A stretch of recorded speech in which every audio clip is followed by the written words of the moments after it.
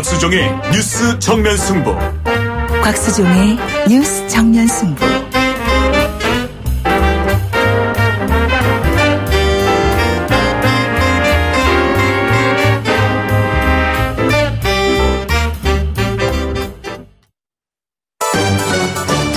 김작이 묻고 곽박이 경제로 답한다.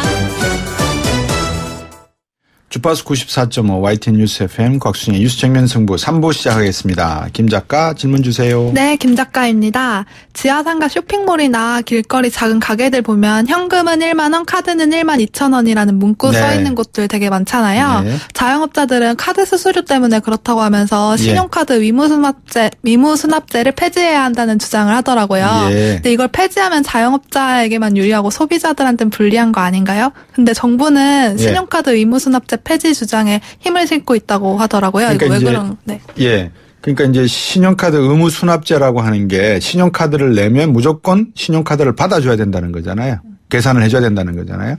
근데 이제 왜 현금 만 원, 카드는 12,000원 했느냐. 근데 이것도 사실은 문제가 있죠. 왜냐하면 카드 수수료를 내야 되기 때문에 자기들은 남는 게 없다. 자영업자 입장에서는 작은 가게를 하고 있는데 카드 수수료를 내고 나면 남는 돈이 없으니까 그래서 카드를 쓰면 12,000원. 그러면 현금을 주면 10,000원이라고 하잖아요. 여기에 또 함정이 있어요. 저는 잘 모르겠지만 만약에 카드 수수료가 20%인가요? 물건값에? 그 정도는 아니잖아요. 그러면 12,000원 카드 쓰면 현금 주면 10,000원이라는 말은 그러면 카드 쓰면은 자기들에겐 더 이익이잖아요. 왜냐하면 제가 알기로는 3억 원 밑에 자영업자, 그러니까 자영업자 중에서 연 수익이 3억 원 미만 또 5억 원 미만 이런 단계가 있잖아요. 그러면 최고 단계가 제가 알기로는 0.8%에서 2.5 내지 2.7%로 제가 알고 있거든요. 그러면 2.7%로 계산해도 만 원에 2.7%면 270원이잖아요. 근데 왜 2,000원을 받아요? 카드를 쓰면? 그죠? 그러니까 이것도 저는 좀 이상하고 첫째는 정부가 소액 결제를 하든 어쨌든 무조건 카드를 받도록 하는 제도는 저는 찬성을 해요. 저도 현금 안 가지고 다니니까. 근데 문제는 그렇게 될 경우에 이거 세금이라든지 여러 가지 추적 장치가 필요하잖아요.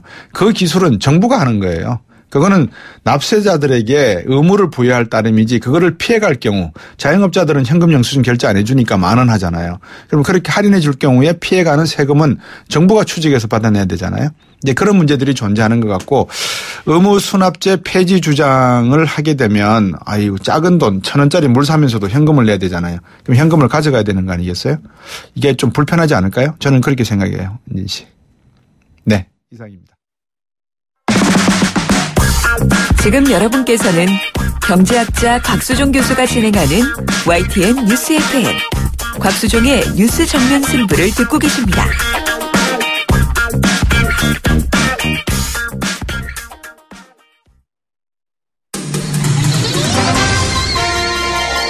정면 스포츠.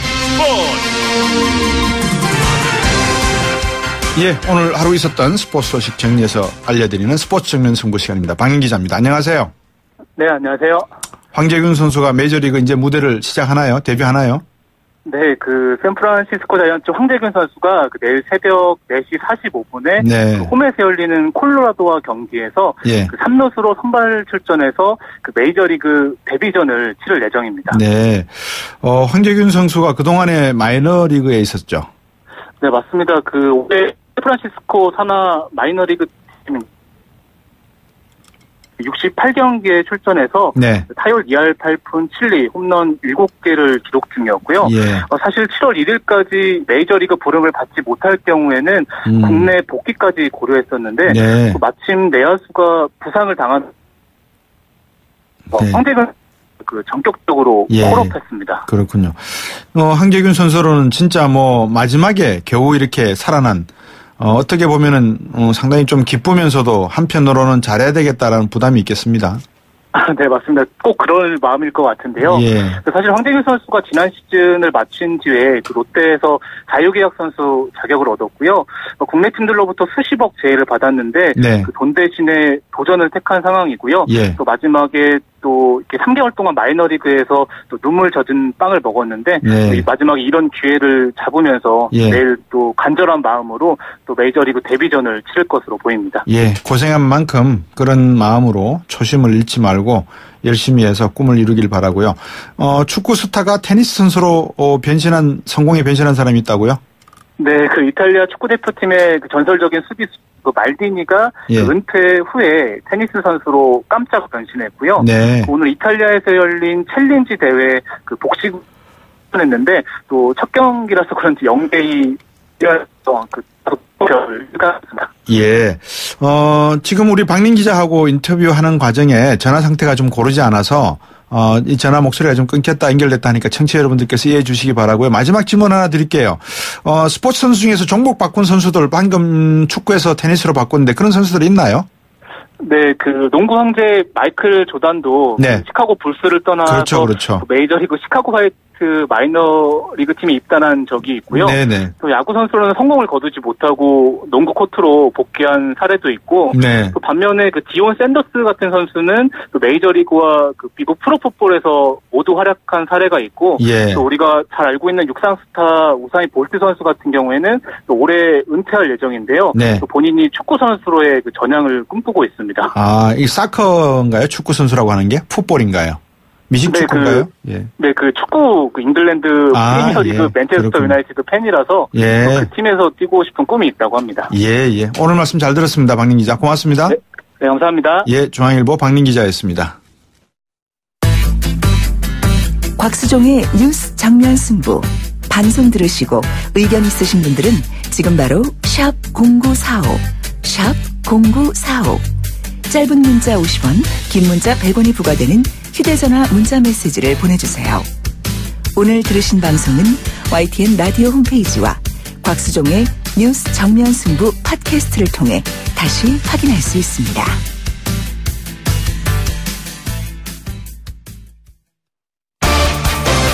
정면 승부, 팩트 진검 승부, 트루맨.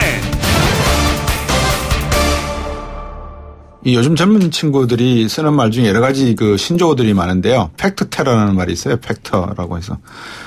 오늘 팩트 진검승부 추루맨 시간 시사인의 고재일 기자 나오셨습니다. 안녕하십니까? 네, 안녕하십니까? 팩트체크 전문 미디어죠. 뉴스톱의 김준일 팩트체크 나오셨습니다. 안녕하십니까? 네, 안녕하세요. 네.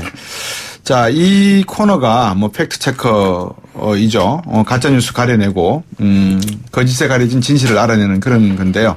요즘 가짜뉴스를 이렇게 의도적으로 퍼뜨리는 건들이 많은가 봐요. 김준일 대표. 예, 사실 뭐 지난 대선 때 가짜뉴스의 진원지의 상당수가 다 정치권이었거든요. 네. 확인되지 않은 사실은 진실인 것처럼. 근데 이거는 가짜뉴스라고 부를 수가 없고요. 이제 네. 조작이죠. 가짜뉴스보다 한 단계 높은 의도된 조작이기 때문에 더 범죄고 좀 심각한 문제입니다. 이거는. 네, 네. 조작이고 범죄라고 하셨으니까 지금 요즘 그 정치가의 핫한 이슈가 국민의당 녹취 파일이잖아요. 공명선거 추진단장 맡았던 이용주 의원과 인터뷰 발언 그리고 민주당의 반응 차례로 한번 여러분께 들려드리도록 하겠습니다. 청취자 여러분도 주의 깊게 한번 들어보시고 가짜 뉴스인 건지 판단하실 수 있는지 한번 체크해 보시기 바라겠습니다.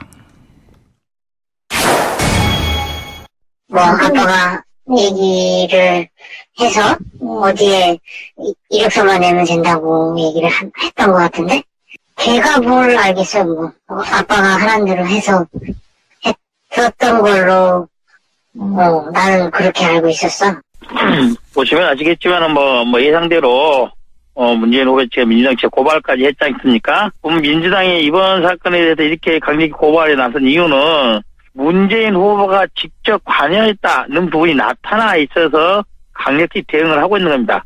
음성 변제 부분에 대해서는 이미 저희들이 언론사에 녹음 파일을 제공을 했습니다. 신원 공개 여부도 제보자에 대해서는 어느 정도 시점까지 해서 본인의 의사에 반해서 공개할 수는 없는 거 아니겠습니까? 신원이 나타날 수밖에 없는 상태입니다. 저희들이 확보한 사람이 한 명으로부터 받은 게 아니고 복수의 사람으로서부터 확인한 내용이기 때문에 김준용이 아버지인 문재인 후보가 고용정보원에 원서를 지워서 내라 했다는 말이 있었다는 부분에 대해서는 여러 차례 확인이 된 사실입니다. 믿어도 된다 이런 차원에서 말씀을 드리는 겁니다. 문 씨 스스로가 주변에 특혜 취업에 대해 자인했기 때문에 문준용 씨의 특혜 취업은 더 이상 허위 사실이 아닌 진실임이 백일하에 드러났습니다. 김인원 공명선거 추진단 부단장은 오늘 익명 뒤에 숨은 관계자를 동원해서 허무맹랑한 허위 사실을 쏟아냈습니다. 근거 없는 인신 공격과 음해는 범죄에 가까운 행위임을 아셔야 합니다. 어떻게 이런 끔찍한 발상을 할 수 있었는지 경악스럽고 기가 막힙니다. 검찰, 더 나아가 특검은 이번 사건을 한 점 의혹 없이 철저히 수사해서 국기문란 사범으로서 법정 최고형으로 다스려 주시기 바랍니다. 좀 억울한 면이 많이 있고요. 예, 너무 힘든 상황이에요. 사실 그렇지 않은데 모든 것들이 제가 주도해서 이런 걸로 된 것처럼 이렇게 다 나온 부분에 대해서 너무 안타깝게 생각하고. 예, 마지막 그 인터뷰 내용은 이준서 국민의당 전 최고위원이 6월 28일자 YTN 인터뷰한 내용을 들으신 겁니다.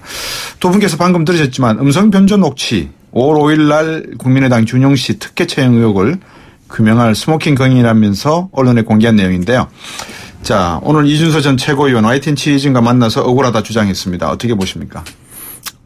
여기서 진짜 억울한 사람이 누구이겠습니까? 국민이 지금 억울하다고 했을 때 이해해줄 사람이 누구겠습니까? 일단 저는 이 사건에 대해서 아까 말씀하셨던 팩트 테러, 팩트 폭행, 이제 그런 표현들 하셨는데 팩트를 가지고 국민의당에 정말 한방 좀 펀치를 줄 수밖에 없는 그런 사건인 것 같습니다. 지금까지 정황을 보면은 국민의당이 변명하는 해명은 이렇습니다. 이유미 씨의 단독 조작이고, 우리들은 다 모르고 있었고, 그렇기 때문에 우리는 책임이 없고, 그리고 우리가 지금 문제 제기한 게 증거가 조작된 걸로 돼 있으니까 특검을 하자. 뭐 이런 지금 앞뒤도 안 맞고 이 염치도 없는 이야기를 박지원 대표의 아이디어입니다. 지금 하고 있는데, 저 얘기를 먼저 한번 꺼내고 싶어요. 박근혜 전 대통령 우리가 탄핵시킬 때 추미애 당시 대표가 언급했던 게 있습니다. 형사 책임이 아니라 형상 책임. 이 탄핵에 그때 당시 김무성 이 의원을 설득할 때 탄핵은 형사 책임이 아니라 형상 책임을 묻는 것이다. 그 형상 책임이란 거는 자리에 걸맞는 책임을 하지 않은 것에 대해서 묻는 거거든요. 그런데 자, 당시에 이 사건, 이 폭로에 대해서 이 폭로는 문준용 씨가 특혜 취업을 했다라는 것보다 한 단계 위의 내용입니다. 특혜 취업을 문재인 후보가 기획을 했다라는 엄청난 내용이에요.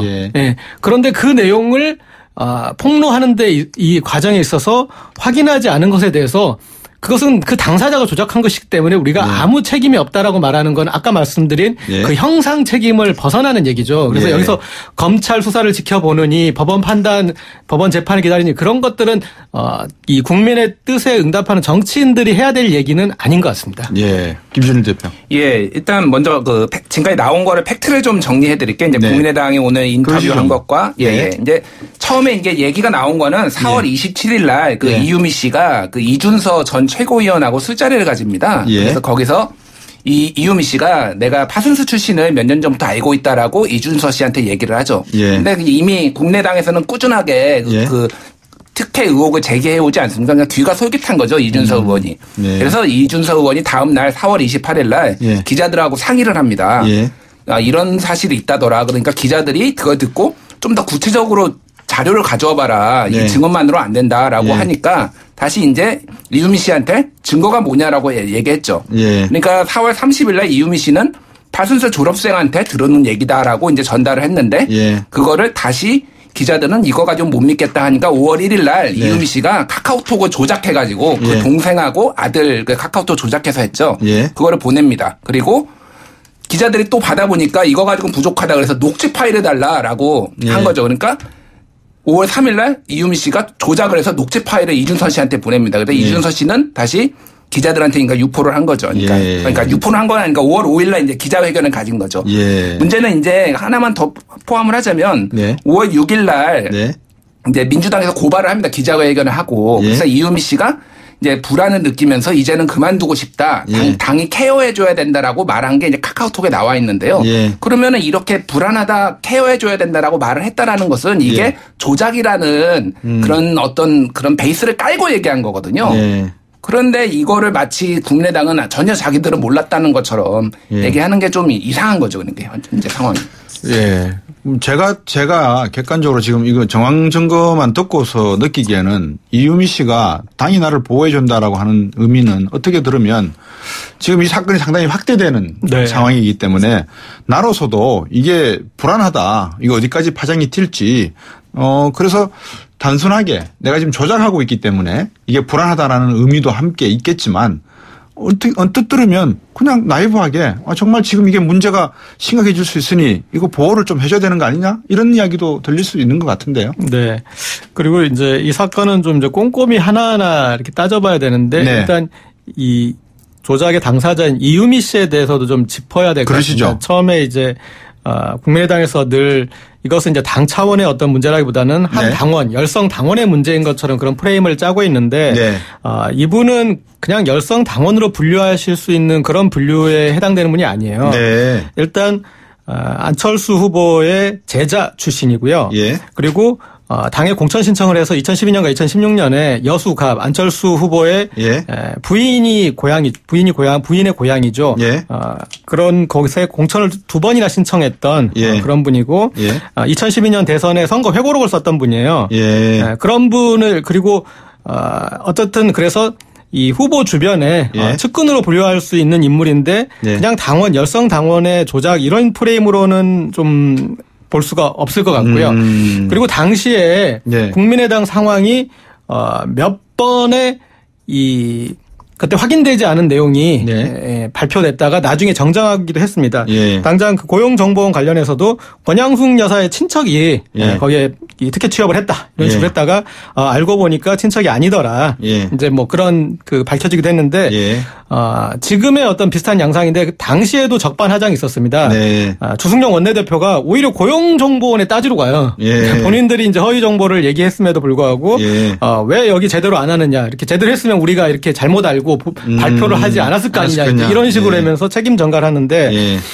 그런 식의 어떤 이 문제가 있다가 그리고 네. 이 문제는 당의 공식 보고 라인을 통해서 터진 사건이에요. 그렇죠. 네, 밖에서 이유미 씨가 밖에 나가서 혼자 언론사를 상대로 해가지고 제보해가지고 네. 진행된 것이 아니라 당의 공식 보고 체계에 보고를 한 다음에 김인원 부단장 명의로 성명을 발표했던 내용이에요. 네. 네, 그래서 근데 저는 그때도 이거는 나중에 이 국민의당을 흔들 수도 있는 사건이다 싶었어요. 왜냐하면 이 정도의 사건이라면 네.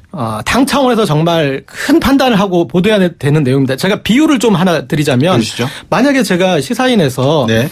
안철수는 간첩이다. 예. 라고 이렇게 보도를 했어요. 예. 그리고 이제 제가 어떤 이 증거를 가져와 가지고 이거 봐라. 그렇게 보도를 했는데 나중에 알고 보니까 그 예. 증거가 조작이었어. 그러면은 예. 저만 책임지면 되는 일인가요? 아니죠.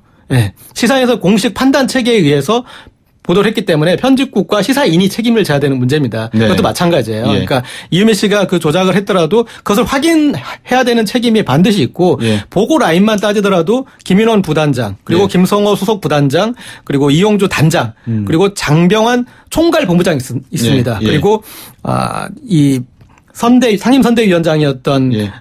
이 박지원 의원도 박지원 있고 의원도 그리고 또 예. 후보까지 있습니다. 예. 이 라인에서 이분들이 지금 말씀하신 것들 중에 예. 조작인 줄 몰랐다라고 말씀하셨는데 예. 이분들 명확하게 보고받지 않았다라고 말씀하시는지 제가 한번 지켜보고 있어요. 예. 지금 이제 그런 표현 없지 않습니까? 예. 그러니까 선대위에서는 이 정도 사안이면 보고를 안 할 수는 없는 사안입니다. 그렇죠. 상대방 후보에 대해서 이 정도의 예. 비난을 가하는 사안에 대해서 그런데 그때 당시에 그들은 어떤 식으로 이제 판단했는지 그런 것들에 대해서 책임 있는 이 모습을 보여야 될 것 같습니다. 야, 오늘 고재열 기자가요. 아유, 잘못 건드리면 오늘 국민의당 폭파됩니다. 조심하십시오. 지금 저는 이제 국민의당이 하는 모습이 예. 이미 지금 밝혀진 내용만으로도 지금, 이유미 씨만의 책임이면 우리 책임으로부터 벗어날 수 있는 그런 사안이 아니거든요. 예. 일단 우리 고재열 기자께서 후보라고 했고 특정인은 후보의 이름은 말씀 안 하셨습니다. 일단 이게 쭉 올라가면 줄줄이 사탕처럼 엮여서 올라가면 저 꼭대기까지 분명히 보고는 되었을 것이다. 그렇게 솔직하게 고백하는지 안 하는지를 지켜보고 계신다고 했으니까 좀 더 구체적인 내용을 가지고 4부에서 저희들이 심도 있게 한번 토론해 보도록 하겠습니다. 4부로 돌아오겠습니다. 청취자 여러분들도 많이 참여해 주시기 부탁드리겠습니다.